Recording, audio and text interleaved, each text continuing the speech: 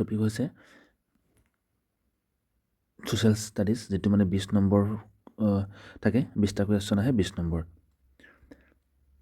প্ৰথম প্ৰশ্নটো সুধিছে যে article 21A of the constitution of India provide, মানে আৰ্টিকল 21A কি পোৱা যায়?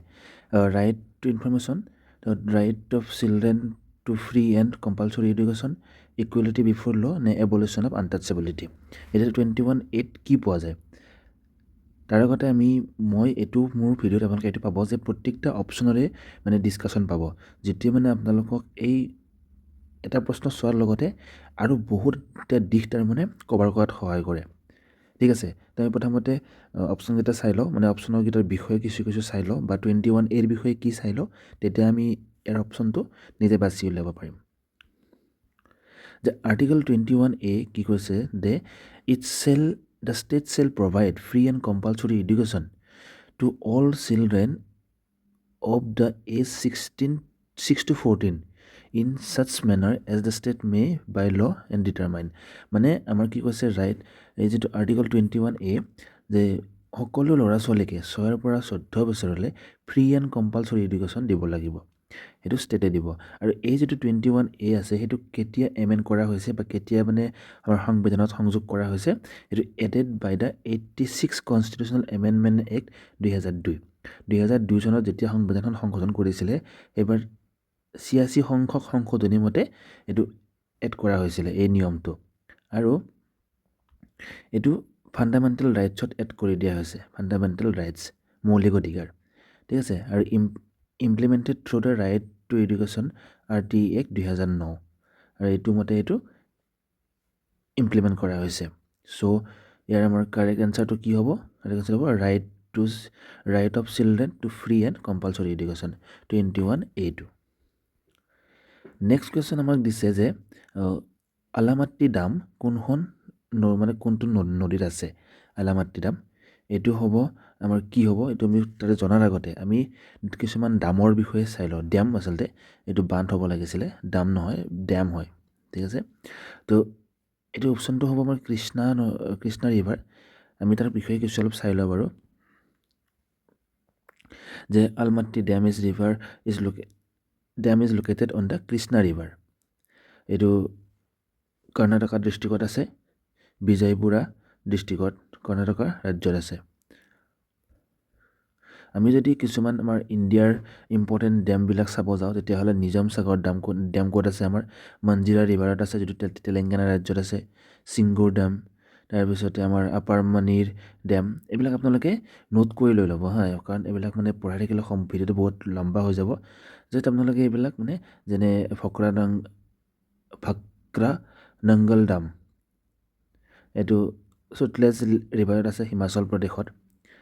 এনেকৈ মানে কিছুমান ইম্পৰ্টেণ্ট ডেম আছে, সেইবিলাক তাৰমানে আমাৰ পৰীক্ষাত অহাৰ কেতিয়াবা চান্স থাকে, তো এইটো আপোনালোকে নোট কৰি ল'ব। ইয়াতো আছে ঝাৰখণ্ডৰ কিছুমান, কৰ্ণাটকৰ কিছুমান, কেৰেলাৰ কিছুমান, মধ্যপ্ৰদেশৰ। ঠিক আছে, ইয়াৰ কিছুমান ইম্পৰ্টেণ্ট আছে বাৰু, সেইবিলাক গোটেইখিনি চাব লাগিব, যিহেতু ইয়াৰ কমন কোনো ধৰণৰ নাথাকে। তো মধ্যপ্ৰদেশৰ চাব, মহাৰাষ্ট্ৰৰ চাব, গোটেইখিনি নোট কৰি ল'ব আপোনালোকে। মই ইয়াত এড কৰি দিছোঁ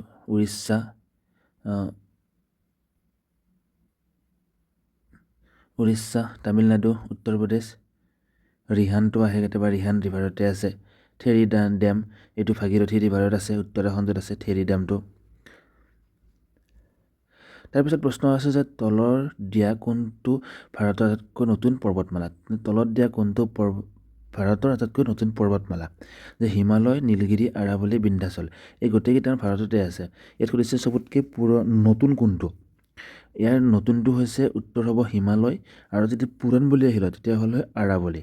এতিয়া আমাৰ মানে কি হয়, মাউণ্টেইনছৰ বহুকেইটা ভাগ থাকে, ফল মাউণ্টেইন, তাৰপিছতে ফল্ডেড মাউণ্টেইন, এইবিলাক আছে। মই মাউণ্টেইনৰ বিষয়ে বেলেগ এটা মই চেপ্টাৰ আপোনালোকক দি দিম বাৰু। মানে এই মাউণ্টেইনৰ বিষয়ে বুজাব গ'লে মানে বহুত দীঘল হৈ যায়। তাৰমানে আমাৰ যিবিলাক টেকটনিক প্লেট আছে, সেই প্লেটবিলাকৰ ওপৰত ডিপেণ্ড কৰি কিনে কেতিয়াবা দুখন প্লেট যেতিয়া লগ লাগে, তেতিয়া সেইটো মানে কি হয়, এনেকৈও মানে পাহাৰ এখন হৈ যায়, বা মানে পাহাৰবিলাক বিভিন্ন ধৰণে হয় তাৰমানে। তো সেইটোৰ বিষয়ত মই বেলেগ এটা ভিডিঅ' বনাই দিম। তো আমাৰ এইটো যদি চিম্পল যদি সোধে যে ভাৰতৰ আটাইতকৈ নতুন, তেতিয়াহ'লে কি হ'ব? আমাৰ হিমালয়। আৰু যদি পুৰণা সোধে সেইটো হ'ব আৰাৱলী। নেক্সট কুৱেশ্যন সুধিছে যে আমাৰ পল্লৱ ৰাজবংশৰ ৰাজধানী কি? The capital of the Pallava was Kanchipuram. পল্লৱৰ যিটো পল্লৱ ৰাজধানী আছিল, আমাৰ পল্লৱ যিটো কেপিটেল মানে পল্লৱ ডাইনাষ্টি আছিলে আমাৰ চাউথৰ ফালে, এইফালে এইখিনি চাউথৰ ফালে এইবিলাক আছিলে চোলা পল্লৱ, সেইবিলাক তাৰে ৰাজধানী কি আছিলে? কাঞ্চীপুৰম হৈছে। তো আমি অলপ চাই লওঁ আমাৰ পল্লৱ ডাইনাষ্টিৰ ওপৰত কি হয় আচলতে। The Pallava dynasty was one of the most powerful and influential dynasty south India. এইটো চাউথ ইণ্ডিয়াৰ হয় আচলতে, আমাৰ নৰ্থৰ নহয়, অকল চাউথত আছে এইটো। They rule from the 4th century CE to 9th century CE, মানে 9 শতিকাৰ 4 শতিকাৰ পৰা 9 শতিকালৈ তেওঁলোকে ৰাজত্ব কৰিছিল। দেৰ kingdom mainly cover present day Tamil Nadu and part of Andhra Pradesh, মানে বৰ্তমানত তামিলনাডু আৰু অন্ধ্ৰপ্ৰদেশৰ মিলাই কিনে আগত তেওঁলোকৰ পল্লৱ ডাইনাষ্টিটো আছিল। The capital of the Pallava was Kanchipuram. Kanchipuram তেওঁলোকৰ কেপিটেল আছিলে। অৰিজিন কেনেকৈ হ'ল আপোনালোকে এইটো এটা চাই ল'ব ইয়াতে, যে ইম্পৰ্টেণ্ট যিবিলাক ৰজা আছিলে যেনে মহেন্দ্ৰ বৰ্মন, তাৰপিছতে মহেন্দ্ৰ বৰ্মনে কি কাম কৰিছে, যে build many rock cut temples and promoted art and literature.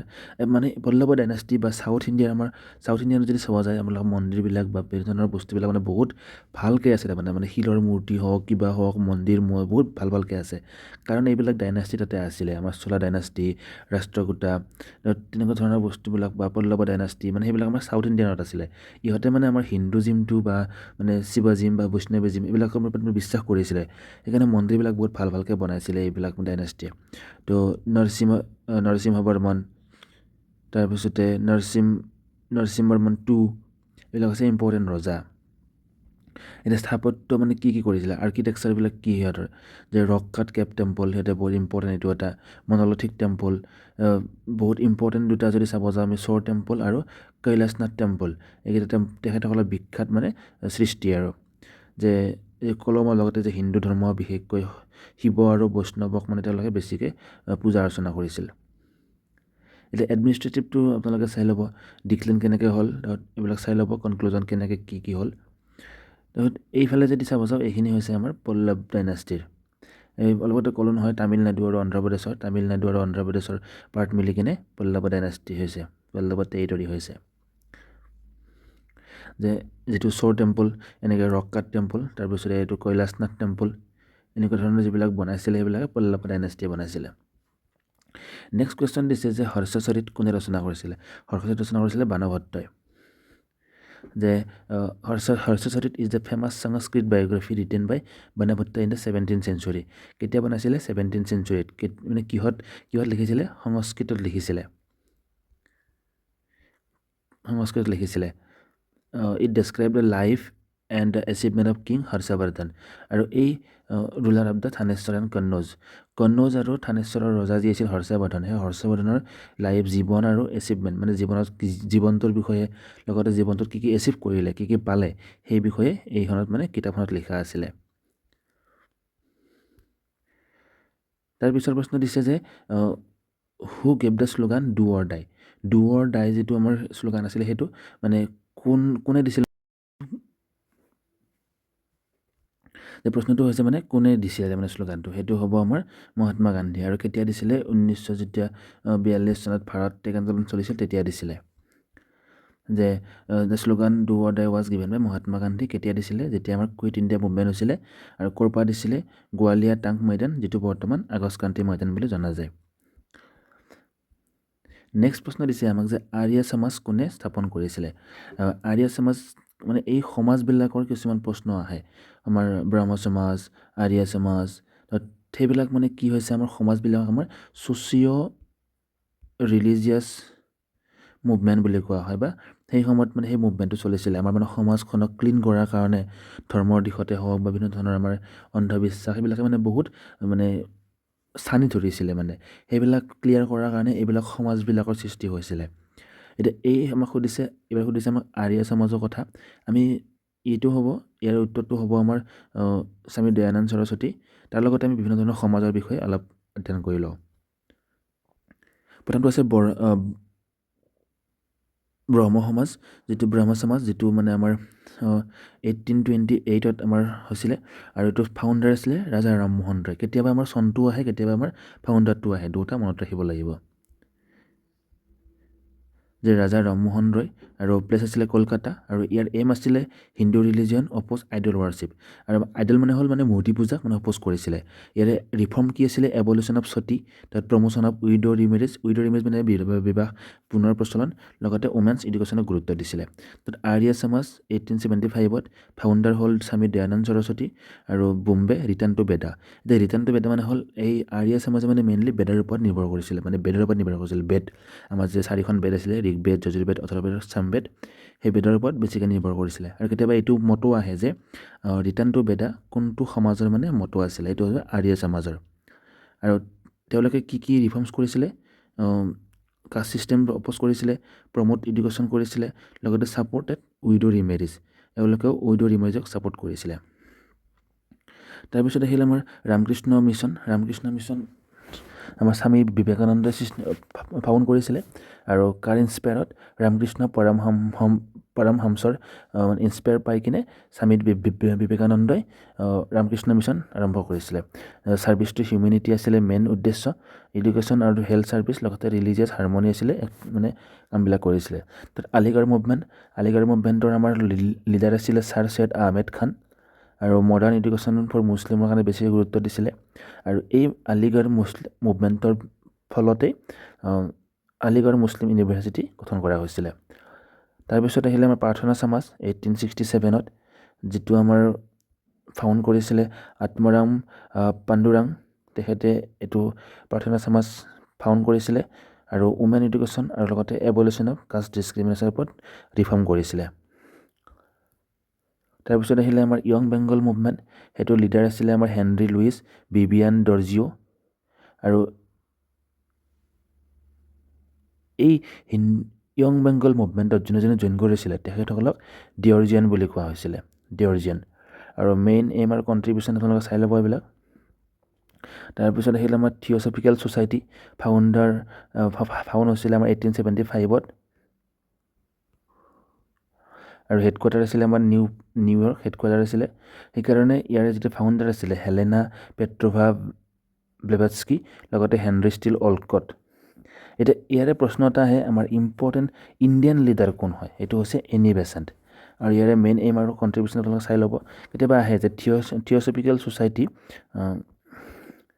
আমাৰ ভাৰতবৰ্ষত কোনে আৰম্ভ কৰিছিলে সেইটো হ'ব আমাৰ এনি বেচেণ্ট লগতে চনটো আহিব পাৰে 1875 তাৰপিছত দিছে আমাৰ ফিস্কেল পলিচি কি হয় ফিস্কেল পলিচি হয় আমাৰ পাব্লিক ৰেভিনিউ এণ্ড এক্সপেণ্ডিচাৰৰ বিষয়বিলাক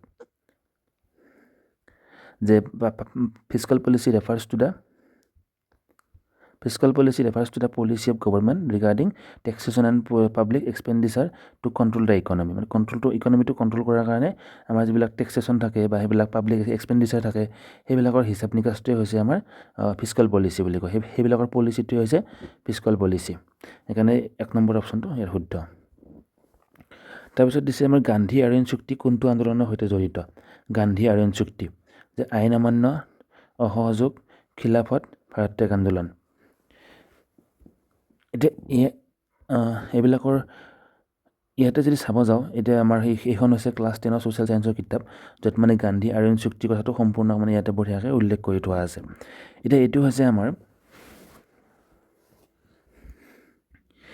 আমাৰ মই ক'লোৱে ক্লাছ 10ৰ মানে এইটো ছ'চিয়েল ছায়েন্সৰ পৰা তুলি দিয়া হৈছে এতিয়া মেইন কথাটো হ'ল আমাৰ যেতিয়া এই বি এডৰ যেতিয়া এণ্ট্ৰেঞ্চত মোৰ ছিৰিজটো শেষ হ'ব তাৰে পিছতে আমি NCERT বা চেবাৰ যিবিলাক বুকছ আছে সেইবিলাক পঢ়া আৰম্ভ কৰিম সেইবিলাক পঢ়িলে গোটেই কনচেপ্টে মানে ক্লিয়াৰ হৈ যায় এতিয়া গান্ধী আইৰণ চুক্তিখন আমাৰ কেতিয়া হৈছিলে আমি যদি চনটো চাওঁ 1931 মানে আমাৰ 1929 বা 30 চনৰ মানৰ ফালে আমাৰ আইন অমান্য আন্দোলন আৰম্ভ হৈছিলে 30ৰ পৰা 32 মানে হ'ল আকৌ 32ত যেতিয়া মহাত্মা গান্ধীক এৰেষ্ট কৰিলে তেতিয়া আকৌ ষ্টপ হৈ কিনে আকৌ 37ৰ পৰা আৰম্ভ হ'ল সেনেকুৱা সেই সময়ত আমাৰ কোনটো চলি আছিলে সেইটো চলিছিলে আমাৰ চিভিল ডিছঅবিডিয়েঞ্চ মুভমেণ্ট আইন অমান্য আন্দোলন তো এই উত্তৰটো হ'ব আইন অমান্য আন্দোলন যে ইয়াতে আমাৰ আপোনালোকে চাব পাৰে মানে আইৰণ চুক্তিখন মানে কি হৈছিলে আৰু সেইখনৰ পিছতে আমাৰ মানে প্ৰথমখনটো আমাৰ প্ৰথম ঘূৰণীয়া মেজমেণ্টটো আমাৰ কংগ্ৰেছে হেৰি কৰিছিলে মানে তাত যাব পৰা নাছিলে যিহেতু আন্দোলন চলি আছিলে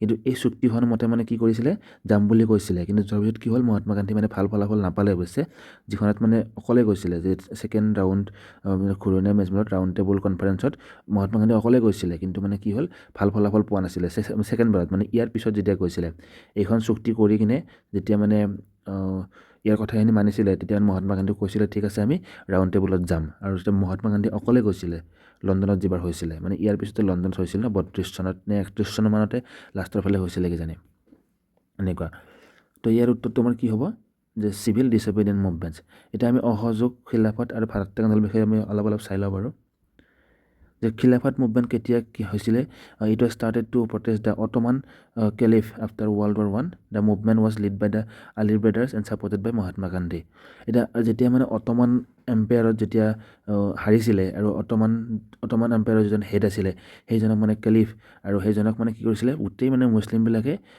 হেৰি বুলি ভগৱান বুলি ভাবিছিলে মানে তেওঁলোকৰ হেৰি বুলি ভাবিছিলে আৰু মানে মেইন মানুহ বুলি ভাবিছিলে ভগৱান নহয় আৰু মেইন মানুহ বুলি ভাবিছিলে তো মেইন মানুহ বুলি ভবাৰ কাৰণে যেতিয়া হাৰিলে তেতিয়া মানে কি হ'ল বহুত বেয়া লাগে তাৰমানে গোটেই মুছলমান সম্প্ৰদায়ৰ আৰু সেইকাৰণে তেখেতসকলে এই খিলাফত মুভমেণ্টটো আৰম্ভ কৰিছিলে আৰু এইটো 1919 চনত আৰু শেষ হৈছিলে 1924 চনত আৰু এইটোক মানে মহাত্মা গান্ধীয়ে ছাপোৰ্ট কৰিব কৈছিলে গোটেই ভাৰতবৰ্ষৰ মানুহক কাৰণ মানে হিন্দু মুছলিমৰ মিলা প্ৰীতিৰ কাৰণে তাত নন কপাৰেশ্যন মুভমেণ্ট এইটো অসহযোগ আন্দোলন যিটো 1920 চনৰ পৰা 1922 চনলৈ হৈছিলে তাৰপিছত চিভিল ডিছঅবিডিয়েণ্ট মুভমেণ্ট মৌচুলৰ মাজতে 30 চন মানৰ পৰা আৰম্ভ হৈছিলে মাজতে 32 হ'ল আকৌ 32ত 2-1 বছৰ বন্ধ থাকিলে আকৌ 33 মানৰ পৰা হৈছিলে এইটো এনেকুৱা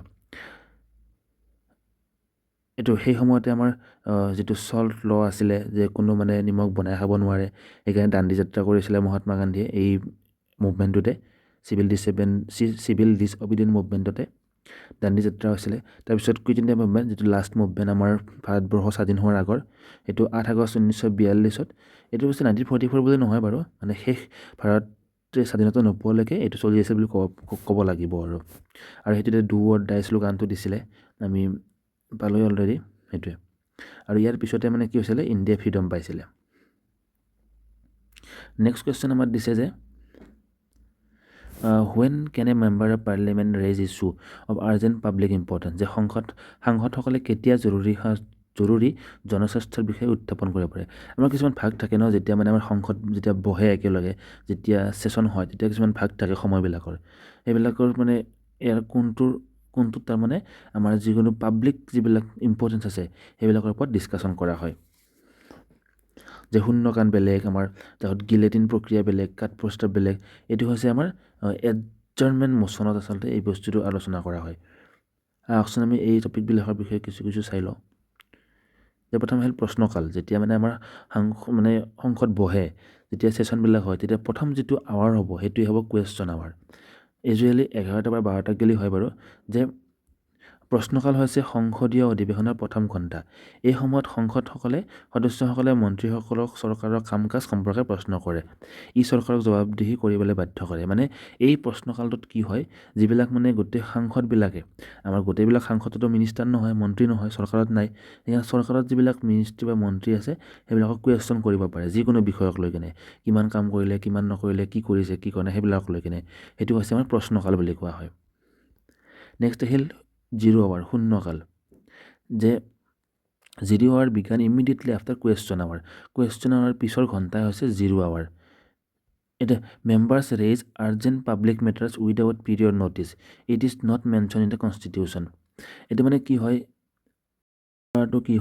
আমাৰ কুৱেশ্যন আৱাৰ পিছৰ ঘণ্টাটোৱে আমাৰ 0 আৱাৰ বুজায় আৰু 0 আৱাৰত মানে মেম্বাৰ্ছে যিকোনো ধৰণৰ পাব্লিক আৰ্জেণ্ট মেটাৰ মানে ৰেইজ কৰিব পাৰে আৰু আগতীয়াকৈ কোনো ধৰণৰ ন'টিছ নিদিয়াকৈ এইটো হৈছে শূন্যকাল যিটো আমি 0 আৱাৰ বুলি কওঁ তাৰপিছত আহিলে আমাৰ এডজৰ্ণমেণ্ট মোচন এতিয়া এডজৰ্ণমেণ্ট মোচনত আমাৰ কি হয় কিছুমান অকল ডিফাইন্ড মেটাৰহে যিবিলাক মানে একদম স্পেচিয়েল হ'ব লাগিব বা তেনেকুৱা ধৰণৰ একদম মেটাৰবিলাকে আমাৰ ইয়াতে ডিছকাছ কৰা হয় আৰু যিটোৰ কাৰণে মানে সদনৰ নিয়মীয়া কাম কাজবিলাক স্থগিত ৰখা হয় এতিয়া প্ৰশ্নটো আমাক দিছিলে যে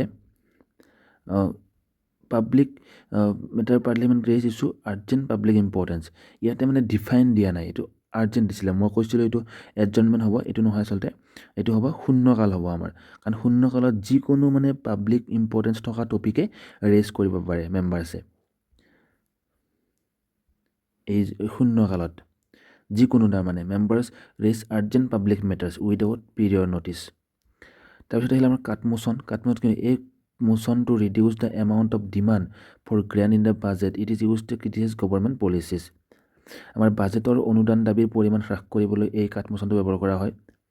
তাৰপিছত গিলেটিন প্ৰক্ৰিয়া যে বাজেট আলোচনা শেষ দিনত অৱশিষ্ট দাবীসমূহ আলোচনা কৰাকৈ ভোটত দিয়া হয় যে on the last date of the budget discussion remaining demand are put on the vote without debate. মানে গিলেটিন প্ৰক্ৰিয়াটো এনেকুৱা যে মানে আমাৰ গোটেইটো যিকেইদিন আমাৰ ছেশ্যন চলিব, যিকেইদিন আমাৰ সাংসদবিলাক বহিব সেইবিলাক গোটেই বৃহত্তৰ টপিকবিলাকতো ডিছকাশ্যন কৰিব নোৱাৰে। এতিয়া যিবিলাক ডিছকাশ্যন কৰিব নোৱাৰা বিষয় ৰৈ যায় সেইবিলাক কি কৰে মানে ভোটেদি মানে কোনো ডিবেট নোহোৱাকৈ কোনো আলোচনা নোহোৱাকৈ মানে ভোটেদি তাৰমানে পাছ কৰাৰ কাৰণে চেষ্টা কৰে আৰু সেইটোৱে হৈছে গিলটিন প্ৰক্ৰিয়া। নেক্সট কুৱেশ্যন আমাৰ দিছে যে তলত দিয়া কোনটো ৰূপান্তৰিত শিলা নহয় শিল আচলতে। এতিয়া আমাৰ ৰূপান্তৰিত শিল মানে মেটামৰ্ফিক ৰক হয়। আমাৰ এতিয়া ৰকৰ মানে শিলৰ আমাৰ তিনিটা ভাগ থাকে একচুৱেলি ইগনেচিয়াছ, তাৰপিছত আমাৰ ছেডিমেণ্টাৰী আৰু মেটাফৰ্মিক তিনিটা শিল থাকে। আমাৰ ইয়াৰে উত্তৰটো হ'ব কি হ'ব আমি চাই লওঁ, তেতিয়া আমি গম পাই যাম। এতিয়া এইটো হৈছে আমাৰ শিলৰ প্ৰচেছ তাৰমানে একচুৱেলি যে শিল কেনেকৈ কি হয় এইবিলাক। এতিয়া আমাৰ যিটো ইগনেচিয়াছ ৰক আছে এইটো প্ৰাইমাৰী ৰক বুলি কোৱা হয়, কাৰণ এইটোৰ পৰা তাৰমানে বেলেগ গোটেইবিলাক তাৰমানে আমাৰ শিল হোৱাৰ চান্স থাকে। ইগনেচিয়াছ ৰকৰ পৰা আপোনাৰ মেটামৰ্ফিক ৰকো হ'ব পাৰে, তাৰপিছত ছেডিমেণ্টাৰী ৰকো হ'ব পাৰে, সেনেকুৱা। আমাৰ মেইনলি তিনি ধৰণৰ ৰক মানে শিল থাকে। মই বুজাই দিছোঁ নহওক, তিনি ধৰণৰ শিলটো আমাৰ যদি চাব যাওঁ এইকেইটা শিল তিনি ধৰণৰ। প্ৰথমটো হৈছে আগ্নেয় শিল যিটো আমাৰ ইগনিয়াছ ৰক বুলি কোৱা হয়। 2 নম্বৰটো হৈছে গেদীয় শিল যিটো আমাৰ ছেডিমেণ্টাৰী মানে জমা হৈ এইটো হৈছে আগ্নেয় মানে হৈছে আমাৰ লাভা আৰু মেগমাৰ পৰা হয়। আমি ফলত পঢ়িয়ে যাব পাৰোঁ। প্ৰথমটো হৈছে আগ্নেয় শিল যে ফ্ৰম কলিং যে মেগমা বা লাভা ঠাণ্ডা হয় জমা হ'লে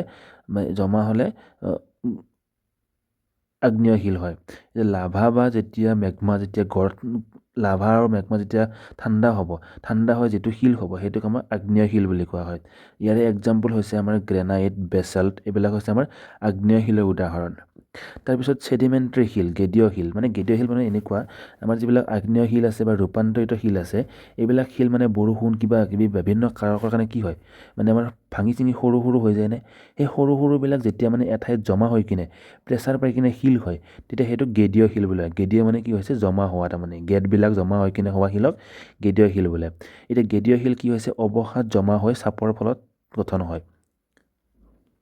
যে অৱসাদ মানে কি হৈছে এইবিলাক আগ্নেয় শিল বা ৰূপান্তৰিত শিল বা মাটি এইবিলাক মানে সৰু হৈ যেতিয়া অৱসাদ হ'ব যেতিয়া মানে সৰু হৈ যাব এইবিলাক জমা হৈ মানে গেদীয় শিলবিলাক হয়। আৰু তাৰ উদাহৰণ হৈছে ছেণ্ডষ্টোন, তাৰপিছত লাইমষ্টোন এইবিলাক। এতিয়া আমি উত্তৰটো পাই গ'লোঁ নে? এতিয়াও পোৱা নাই। আমাক সুধিছিলে মেটামৰ্ফিকে সুধিছিলে। তো মেটামৰ্ফিকটো হৈছে ৰূপান্তৰিত শিল যে due to heat and pressure. এতিয়া হিট আৰু প্ৰেছাৰৰ কাৰণে যেতিয়া মানে আগ্নেয় শিল বা গেদীয় শিল যেতিয়া মানে চেঞ্জ হৈ যাব তেতিয়া আমাৰ মেটামৰ্ফিক শিলটো মানে কি হয় প্ৰস্তুত হয়। আৰু তাৰে উদাহৰণ হৈছে মাৰ্বল আৰু স্লেট মানে মেটামৰ্ফিক ৰকৰ। এতিয়া আমি উত্তৰটো যদি চাব যাওঁ তেতিয়াহ'লে আমি গমেই পালোঁ যে ইয়াৰে উত্তৰটো কি হ'ব, মেটামৰ্ফিক ৰকৰ উদাহৰণ কি হ'ব, মাৰ্বল। তাৰ লগতে আমি এইটো প্ৰচেছ মানে কেনেকৈ কি হয় ইগনেচিয়াছ ৰকৰ পৰা ইগনেচিয়াছ ৰক দুটা হয় মানে কি হয় লাভা আৰু মেগমা আৰু লাভা মিলি কিনে যে ঠাণ্ডা যেতিয়া হয় তেতিয়া এইটো ইগনেচিয়াছ ৰক হয়।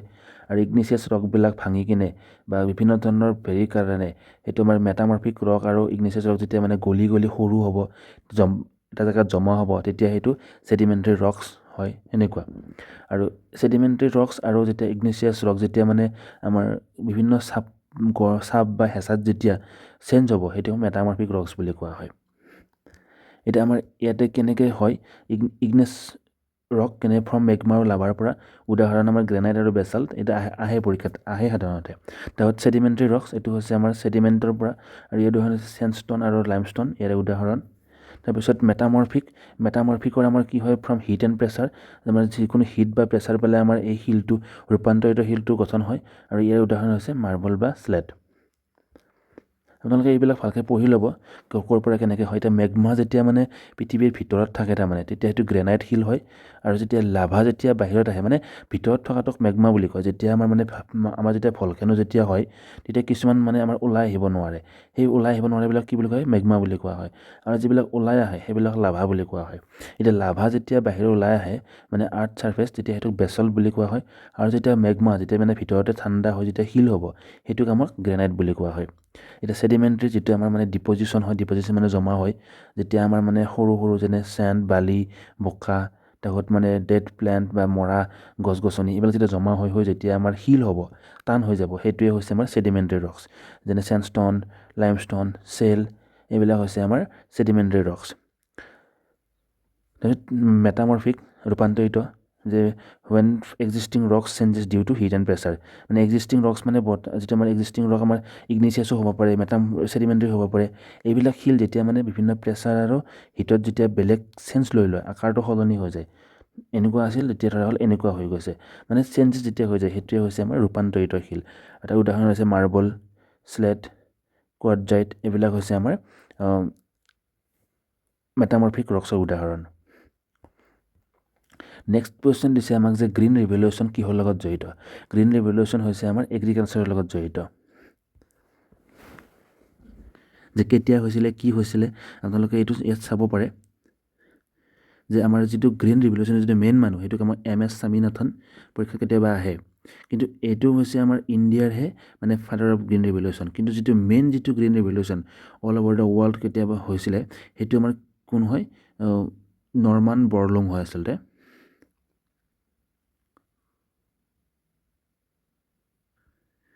আপোনালোকে বাকীখিনি চাই ল'ব আমাৰ কিহৰ কাৰণে মেজৰ হুইট, তাৰপিছত ৰাইচ, চাম ছাকচেছ ইন দ্য মেজ and millet. Punjab, Haryana, western উত্তৰ প্ৰদেশত মানে আমাৰ এইটো বেছিকৈ গুৰুত্ব পাইছিলে একচুৱেলি। যেতিয়া মানে আমাৰ খাদ্য কমি হৈছিল না 19 মানে আমাৰ 65-66, তেতিয়া মানে আমাৰ ইন্দিৰা গান্ধীয়ে আমাৰ প্ৰাইম মিনিষ্টাৰ আছিলে লাল বাহাদুৰ শাস্ত্ৰী, আৰু তেতিয়া মানে ভাবিছিলে যে আমি এগ্ৰিকালচাৰক মানে গুৰুত্ব দিব লাগিব। আৰু তাৰপিছত এই প্ৰচেছটোকে ইন্দিৰা গান্ধীয়ে মানে আকৌ এক্সপাণ্ড কৰি লৈ গৈছিলে গ্ৰীণ ৰিভলিউশ্যনটো, এনেকুৱা।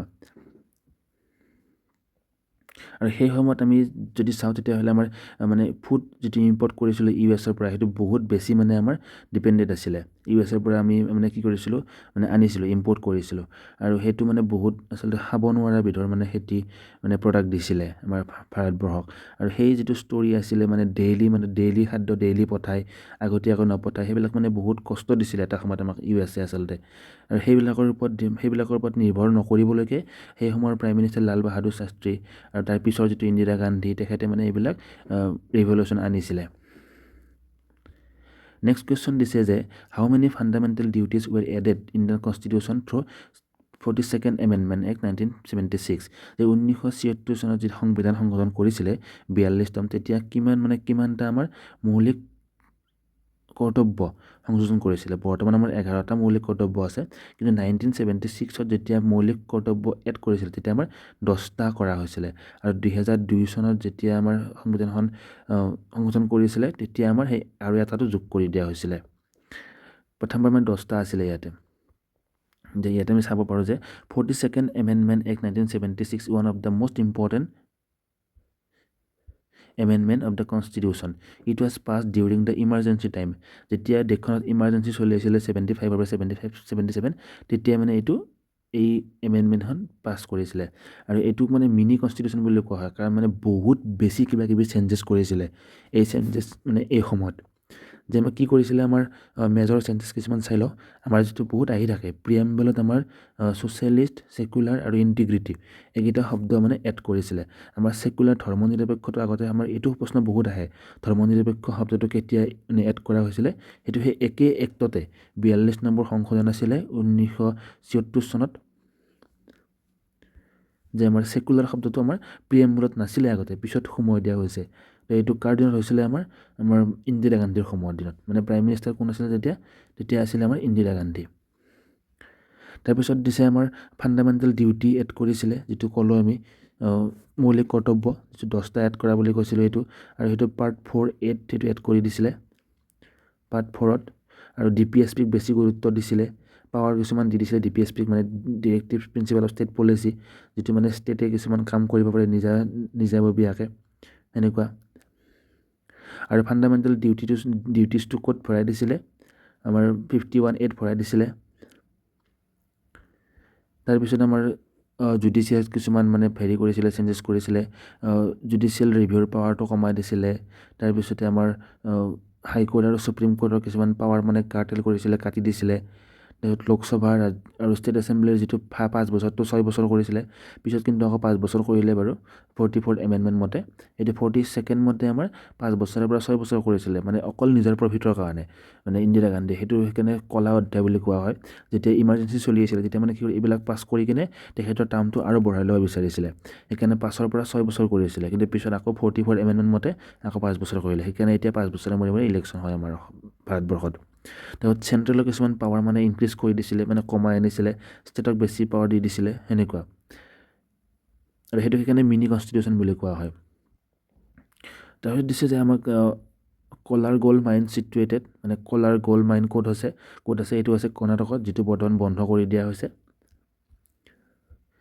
যে which kind of soil is suitable for cultivation of cotton, যে কেনেধৰণৰ মাটি আমাৰ কটন খেতিৰ কাৰণে উপযোগী। এইটো হৈছে আমাৰ ব্লেক মাটি। মাটিৰো বহুকেইটা ভাগ আছে, মই বাৰু ভালদৰে কেতিয়া বুজাই দিম বাৰু। আমি জাষ্ট মনত ৰখা আমাৰ ইম্পৰ্টেণ্ট যে এল'ভিয়েল চইল, সেইটো আমাৰ ক'ত আছে, নৰ্থাৰ্ণ প্লেন, পাঞ্জাৱ, বিহাৰ, আছাম। তাতে কি খেতি হয়, ৰাইচ, হুইট, চুগাৰ কেন আৰু জুট খেতি হয়। আপোনালোকে এইটো লিষ্টখন ভালকৈ চাব পাৰে। ব্লেক চইল কি হয়, মহাৰাষ্ট্ৰ, গুজৰাট, MPত পোৱা যায় সেনেকুৱা ধৰণৰ মাটি। আৰু এইটো কটন, চুগাৰ কেন, হুইট হয়। ৰেড চইল, লেটেৰাইল চইল, এৰিড ফৰেষ্ট, চেলাইন, এইবিলাক মানে ক'ত কেনেকুৱা চইল ক'ত আছে আৰু কি কি খেতি হয়, এই লিষ্টখন ভালদৰে আপোনালোকে চাই ল'ব। ইয়াৰ পৰা প্ৰশ্ন এটা নহয় এটা হ'লেও আহেই, যিকোনো পৰীক্ষাতে আহে ইয়াৰ পৰা প্ৰশ্ন। নেক্সট প্ৰশ্ন সুধিছে আমাক যে আমাৰ ব্ৰিটিছসকলে কলিকতাৰ পৰা দিল্লীলৈ ৰাজধানী কেতিয়া লৈ গৈছিল। তেতিয়া 1911 চনত, যেতিয়া বংগ বিভাজন কেঞ্চেল কৰিলে, তেতিয়া আমাৰ যাতে আৰু হাল্লা যাতে নহয়, সেইটো কাৰণে আমাৰ সেই সময়তে ৰাজধানী কলিকতাৰ পৰা দিল্লীলৈ লৈ যোৱা হৈছিলে।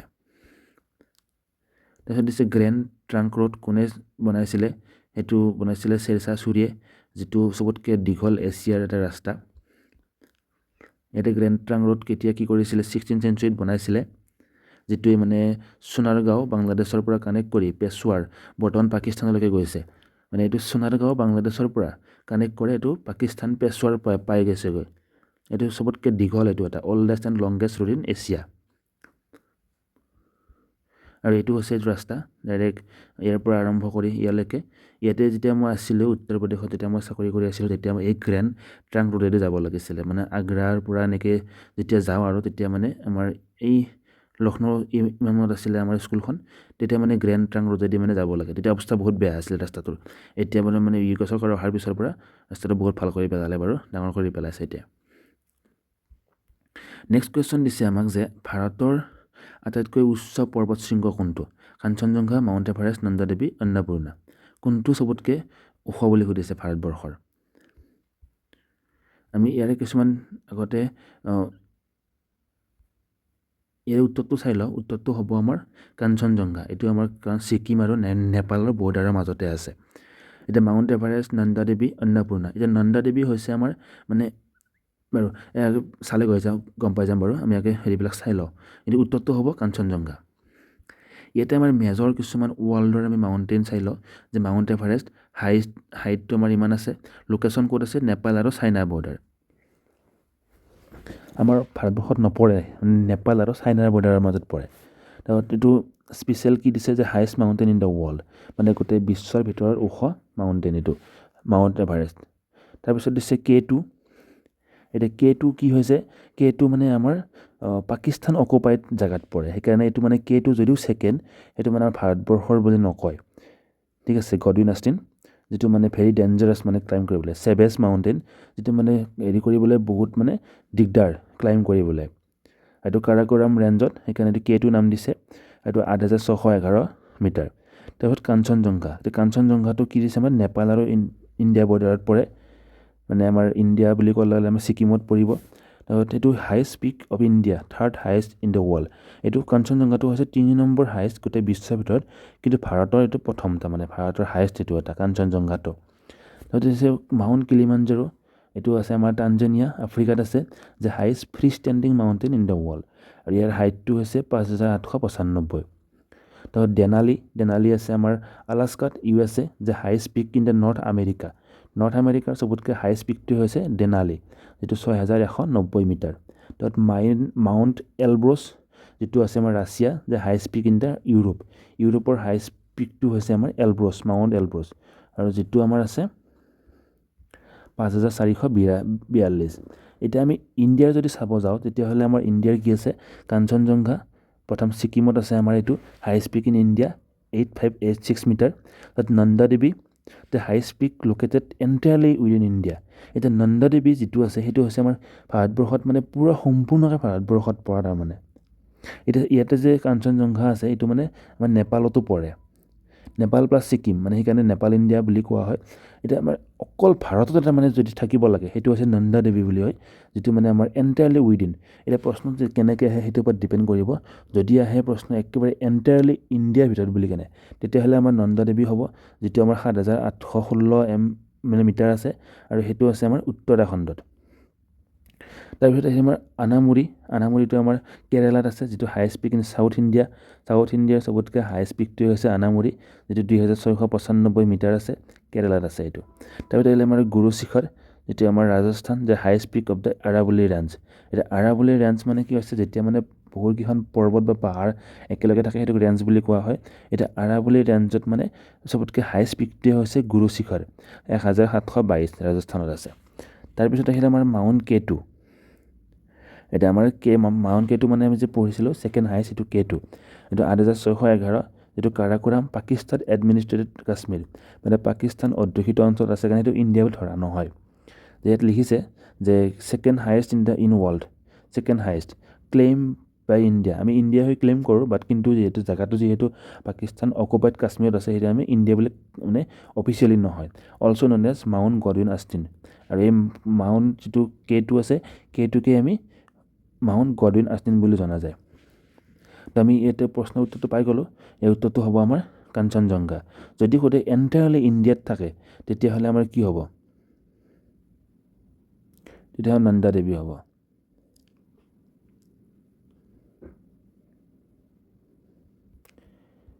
তো নেক্সট আমাৰ এইখিনিতে আগত দি দিছে, আমাৰ অসমীয়াত দি দিলোঁ বাৰু, যে এভাৰেষ্ট কি হয়। এভাৰেষ্ট বিশ্বৰ সৰ্বোচ্চ শৃংগ। K2 কি হয়, বিশ্বৰ দ্বিতীয় সৰ্বোচ্চ শৃংগ, অতি মানে বিপদজনক, যিটো মানে তাত ট্ৰেভেল কৰিবলৈ বহুত টান। এতিয়া কাঞ্চনজংঘা বিশ্বৰ তৃতীয় সৰ্বোচ্চ, কিলিমাঞ্জাৰো আফ্ৰিকাৰ সৰ্বোচ্চ, দেনালি উত্তৰ আমেৰিকাৰ সৰ্বোচ্চ, এলব্ৰাছ ইউৰোপৰ সৰ্বোচ্চ।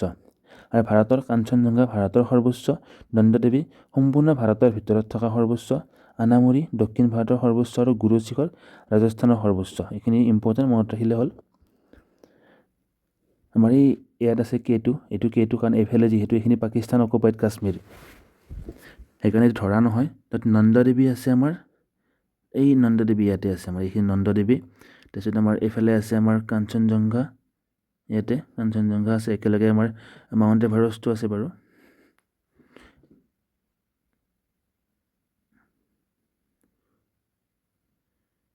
এইটো হ'ল আৰাৱলী, আমাৰ এই আমি যে পাইছিলোঁ গুৰু শিখৰ, আৰু এইটো আৰাৱলী ৰেঞ্জ এইফালে। তাৰপিছত এইফালে আমাৰ এইকেইটা হিলছ যেটা আছে, চাউথৰ যিকেইটা হিলছ এইকেইটা ইয়াতে আছে। তাৰপিছত আমাৰ অসমৰ যিটো আছে, অসমৰ ফালে আমাৰ এইবিলাক হিলছৰবিলাক আছে।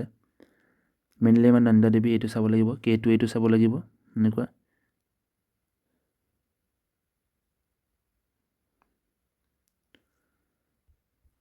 নেক্সট কুৱেশ্যন দিছে যে আমাক red sea is a example of residual structure, faulted structure, lava structure.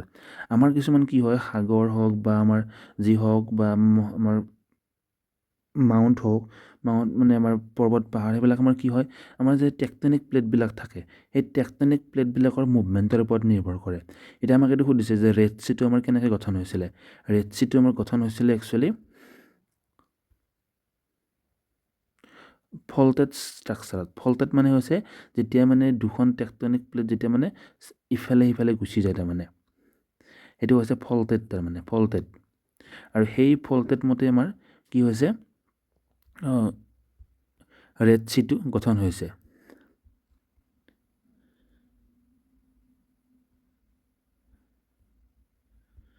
যে কোন দুখন প্লেটৰ মতে হৈছে সেই দুখন হৈছে আমাৰ আৰাবিয়ান প্লেট আৰু আফ্ৰিকান প্লেটৰ মাজত যেতিয়া মানে বিভাজনটো আহিছে এইফালে গুচি গৈছে, যিটো মানে আমাৰ ডাইভাৰ্জেণ্ট প্লেট বা সেইটো বুলি কোৱা হয়, ডাইভাৰ্জেণ্ট প্লেট মুভমেণ্ট বুলি কোৱা হয়। ডাইভাৰ্জেণ্ট মানে হৈছে আমাৰ এনেকৈ মানে দুফালে গুচি যোৱা, তেতিয়া মাজৰ জেগাখিনি খালী হৈ যাব নহয়, তেতিয়া মানে চি হয় বা সেনেকুৱা চি হওক বা সেইবিলাক সেনেকুৱা ধৰণৰ মানে জেগাৰ সৃষ্টি হয়।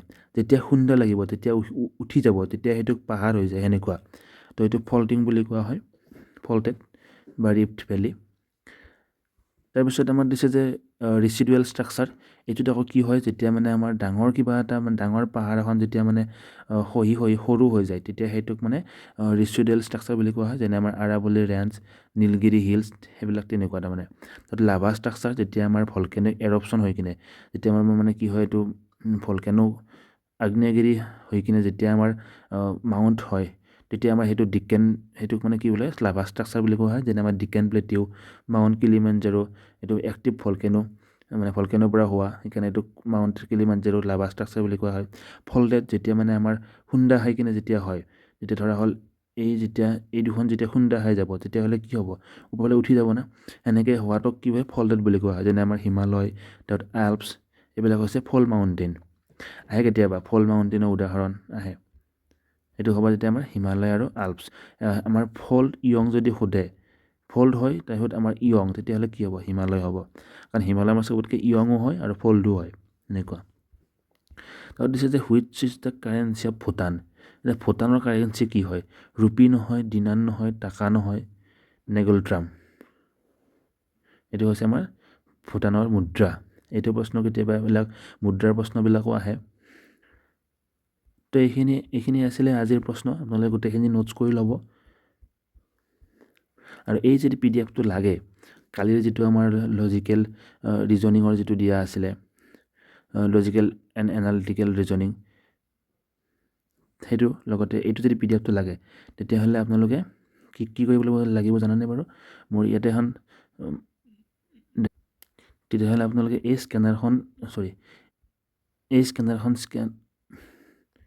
স্কেনাৰখন স্কেন কৰি কিনে মোৰ যিটো হোৱাটছআপ গ্ৰুপ আছে ফ্লাইং হাই কৰাব বুলি, তাত জইন হ'ব লাগিব।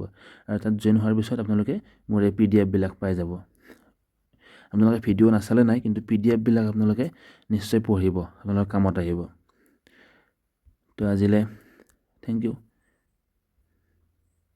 যদি ভাল লাগে তেতিয়াহ'লে এইটো শ্বেয়াৰ কৰি দিবলৈ নাপাহৰিব লগ বন্ধুবিলাকক। আৰু বাৰু বেলেগ একো কৰিব নালাগে, শ্বেয়াৰ কৰি এটা লাইক দি গ'লে হ'ল। Thank U.